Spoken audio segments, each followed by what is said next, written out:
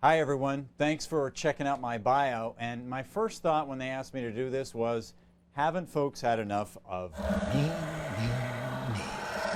But then I thought, well, people want to get to know this guy they let into their living rooms every night, right? I know that sounds kind of weird, but bear with me. So you found me in the weather office, and this is where we get it all right.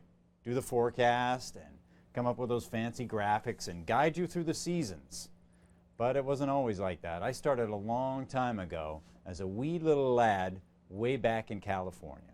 I was born east of LA. I spent most of my time in the suburbs of Central California with wide open spaces. On my 7th birthday, I got a pony. In jest, my father named him Runs Faster Than the Wind. He did everything but, and he had a nasty habit of biting me in the fanny. Talk about saddle sore. High school was all about football, where I played center and nose guard. Weather in California? Well, you know about that. As the song says, it never rains in California. Well, it did, but it was mostly mild and mellow, except for the El Nino events. I am El Nino! Folks often ask me where I got my love for weather. Had to be from the years out west. Because of the long dry spells, whenever it rained, it seemed like a major event, or at least it did to me. I finished growing up in New Hampshire and Vermont.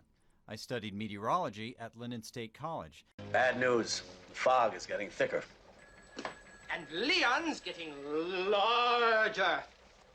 It's there I met my roommate's sister, who eventually became my wife. Then I met Jeremy Reiner. Our paths have crossed a few times, from Portland, Maine to here at WHDH.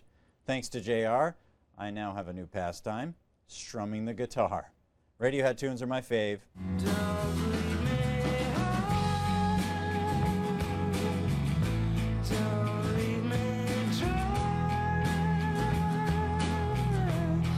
Yeah, maybe I need to learn a few campfire tunes too. I have 3 kids who you've probably seen on those holiday helpings. As anyone with kids knows, there's never a dull moment. I have a few other interests around the house. Recently, I've been building the equivalent of the Great Wall of China with leftover stone we blasted from my house, which I also helped build a few years ago. Impressive. Most impressive. Woodworking takes up the rest of my time. It's a craft that takes patience and a lot of artistic style. The more I get into it, the more I realize the finest woodworkers in the world are artists at heart. Kind of like forecasting the weather. Years of experience honed down right into a detailed forecast. But it doesn't always go as planned, as you know. One of our biggest events in years past was the sudden blizzard of December 9th, 2005. Yeah, you remember that. The first half of the day saw rain turn to snow. The second was all about whiteouts, standstill traffic, and 100-mile-per-hour wind gusts on Cape Cod. The next one, who could forget the biggest ice storm in decades for Massachusetts and New Hampshire?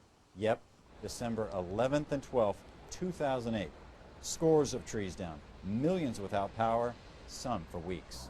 Those storms have left an indelible impression on me, and I'm always on the lookout for extreme weather. People often ask me how I stay up for these long-duration storms. It's all adrenaline and a little caffeine. It's like our very own Super Bowl. So that's it for now. Keep in touch via Facebook, Twitter, or just plain old email. And don't forget, it's okay to have your head in the clouds.